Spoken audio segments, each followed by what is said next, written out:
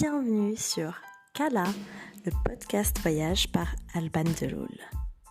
Alban, c'est qui ? C'est moi.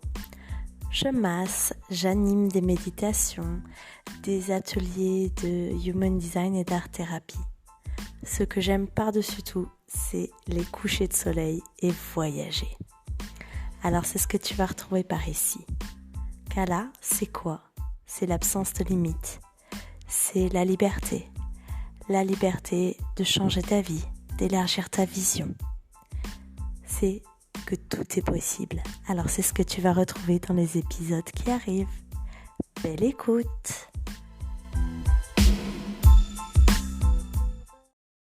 Bonjour et bienvenue dans ce 4e épisode de Kala, le podcast voyage par Alban. 4e épisode déjà.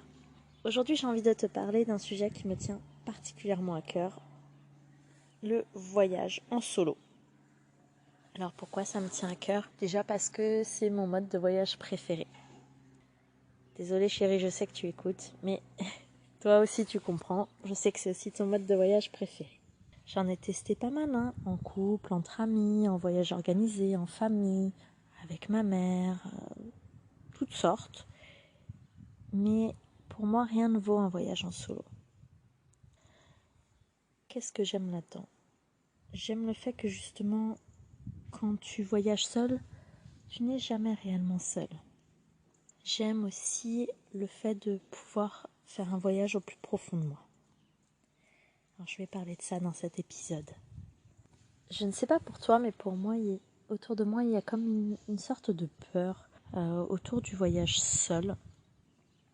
D'autant plus en tant que femme. D'ailleurs, si c'est quelque chose qui t'intéresse, que je fasse un épisode sur les femmes qui voyagent seules, n'hésite pas à venir m'en parler, à m'écrire un commentaire ou à venir me retrouver sur Instagram pour en discuter avec moi.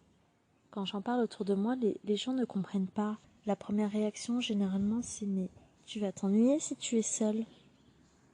Donc qu'est-ce que tu vas faire ?» Les gens ont tellement l'habitude de voyager à plusieurs qu'ils ont du mal à s'imaginer à ma place. Alors j'ai envie de parler de ça.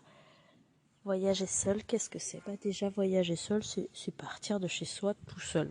Ça peut être partir un week-end dans une région pas très loin, ou prendre l'avion pour l'autre bout du monde pour plusieurs mois, une semaine de vacances dans un club de vacances, pourquoi pas ? Il n'y a que toi qui peux définir ce que c'est. C'est tes règles vu que tu es seul. Et c'est ça la beauté là-dedans. C'est qu'aucun voyage seul ne se ressemble. Chacun fera ce qu'il a envie de faire. Alors je te disais, moi ce que j'aime là-dedans, c'est que justement quand tu voyages seul, tu n'es jamais seul. En groupe, on a naturellement tendance à vouloir rester avec notre groupe, à se créer une sorte de bulle pour s'isoler, et on a envie que personne pénètre dans cette bulle. Elle est privée, elle est à nous, elle est rassurante. Alors que quand tu voyages seul, tu es beaucoup plus ouvert, tu as envie de découvrir, tu es beaucoup plus avenant, tu vas vers les autres. Et c'est quelque chose qui me plaît énormément. Et puis tu as le choix. Quand tu es seul, tu n'as pas à te plier aux heures d'un groupe. Tu n'as pas à faire des concessions pour faire plaisir à ton partenaire, à tes amis. Se mettre tous d'accord, normalement, entre toi et toi-même, c'est beaucoup plus facile. Après, ça dépend de toi. Avec moi, ça peut être compliqué des fois. Je suis partagée entre rester sous la couette, aller visiter, aller manger. Donc si t'es comme moi, c'est pas toujours simple. Plus sérieusement, tu es le seul maître, la seule maîtresse. Tu décides ce que tu as envie de faire. Moi, ce que j'aime bien faire, c'est quand je pars quelque part, regarder avant sur Booking les photos d'une auberge de jeunesse. Si je sens que j'ai besoin de temps seul, j'ai envie de prendre du temps pour moi, je vais regarder les auberges de jeunesse avec des photos où tu vois la chambre, où tu vois la salle de bain, où les commentaires sont plutôt auberge tranquille, personnel gentil, ce genre de critères-là. Que si j'ai envie de rencontrer des gens, au contraire, je regarde les auberges avec des photos de groupe, de soirées, de personnes en train de discuter, où tu as des commentaires plutôt avec personnel aimable, soirée organisée, ce genre de choses. Là, tu sais que tu vas rencontrer des personnes. Là, tu sais que tu vas pouvoir sortir de ta zone de confort si tu es un petit peu timide, ou rencontrer des partenaires de voyage, de soirée. Tout dépend de tes envies. Tu peux aussi faire des rencontres, par exemple via le site Couchsurfing. Alors, en allant dormir chez les gens, ou en allant aux rencontres organisées, dans des bars ou autres. Par exemple, j'ai participé à un week-end organisé par un coach surfeur, et là j'ai rencontré, quand j'étais à Bali, 5 personnes incroyables avec qui j'ai continué un bout de chemin. J'ai passé un week-end avec elles, et puis on s'est tellement bien entendu qu'on est resté... Alors il y en a une qui devait repartir, mais les autres, on est resté encore 1 ou 2 jours ensemble. Et puis je suis allée passer 2 semaines avec l'une d'entre elles. Et c'est ça la beauté là-dedans, c'est que tu fais ce que tu veux. Tu n'es engagé en rien. Si du jour au lendemain, tu as envie de partir faire un bout de chemin avec les personnes que tu rencontres, et bah tu le fais. Si tu as envie de prendre du temps pour toi, tu le fais. Et ces personnes que tu rencontres, généralement, elles voyagent seules. Donc si tu leur dis que tu veux passer quelques heures seule, elles te comprendront parfaitement. Elles vont pas chercher à te dire « Ah non, allez, viens, on doit absolument faire ça ». Et c'est la beauté là-dedans. Ce que j'aime aussi dans le voyage seul, c'est de pouvoir passer du temps en la meilleure des compagnies, la mienne. En voyageant seul, je sors de ma zone de confort, beaucoup plus que lorsque je suis chez moi ou que je suis entourée d'amis. Je me force à faire des choses que je ferais pas forcément dans un autre contexte. Je découvre, je teste, j'essaye des activités, je vais parler à des gens, je mange seul au restaurant. Et ce temps seul me permet de vraiment réfléchir moi-même, de me questionner, de faire une introspection, d'en découvrir plus sur moi, de me tester. Et je trouve ça tellement beau, tellement fort. J'aime aussi la liberté du voyage seul, parce que je n'ai de compte à rendre à personne. Je fais ce que je veux, quand je veux. Ça, c'est quelque chose qui est important pour moi. Si je n'aime pas un endroit, je n'ai pas à me forcer à rester parce que mes amis adorent cet endroit. Je peux partir comme j'en ai envie. D'ailleurs, moi c'est pour ça que quand je vais quelque part, je réserve uniquement la première nuit. Déjà parce que j'aime bien bouger assez fréquemment. J'aime pas beaucoup en place. Mais aussi parce que quand tu payes une seule nuit en avance, si tu te sens pas en sécurité dans l'endroit, tu as moins de remords à partir. Tu dis, allez, c'est quoi une nuit perdue? Selon le pays où tu te trouves, c'est entre 1 et 5 euros, ou en Europe plutôt 15-20 euros. Alors c'est embêtant de perdre cet argent, oui, mais toujours moins que si tu perdais cette nuit, par comme tu en as envie si tu le sens pas. Ça m'est déjà arrivé, alors pas de partir directement, parce que je sentais pas l'endroit en arrivant. En ayant passé une nuit, je me dis ok, c'est bon, allez, je vais ailleurs, je vais découvrir autre chose, que ce soit dans la même ville ou quitter la ville. Donc ça permet une grande liberté, que généralement quand tu es en groupe, c'est pas forcément évident de trouver des endroits qui peuvent tous vous accueillir. Et puis peut-être que les autres ne ressentent pas la même chose que toi et auront envie de rester. Donc j'aime beaucoup cette liberté. La liberté, c'est une valeur très forte chez moi, alors forcément.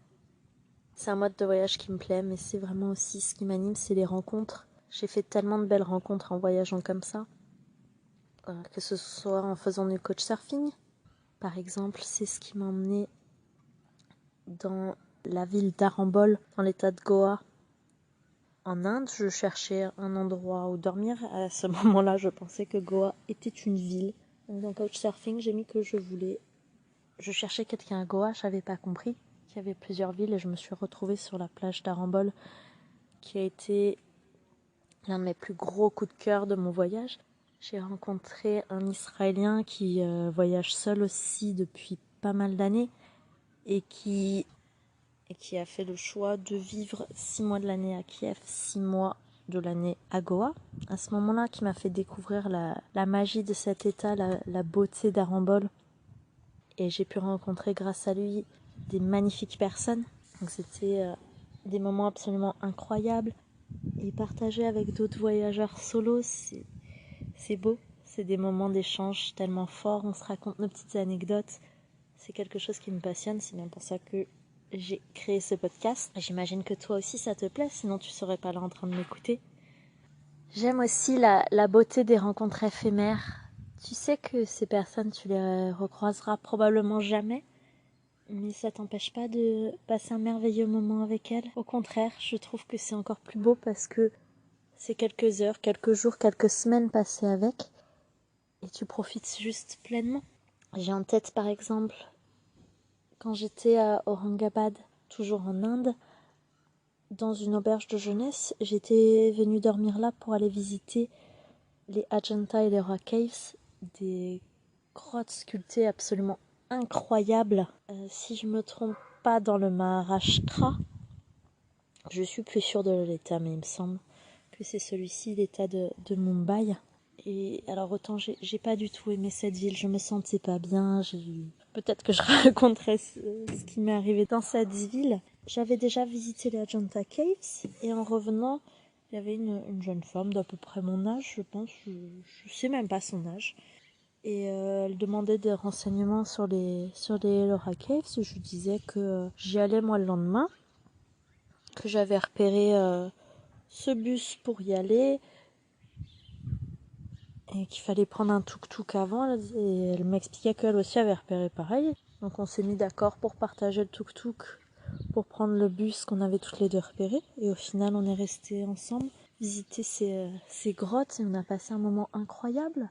On a visité au même rythme, on était attirés par les mêmes choses, les mêmes détails, c'était un beau moment de partage, et on a mangé ensemble, on a passé une journée à discuter en visitant alors qu'on se connaissait ni d'Adam ni d'Ève, mais on discutait de façon naturelle, comme si on s'était toujours connus, comme si on avait toujours fait partie de la vie l'une de l'autre.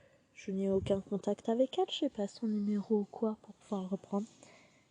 Et c'est pas ça qui est important, c'était la beauté du moment.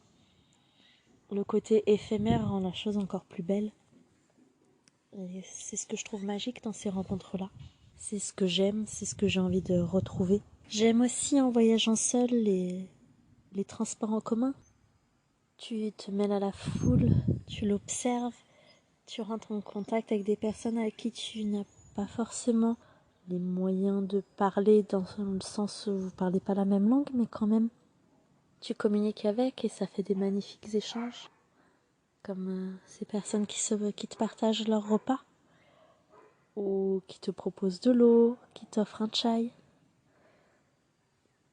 Des moments fugaces et tellement magiques.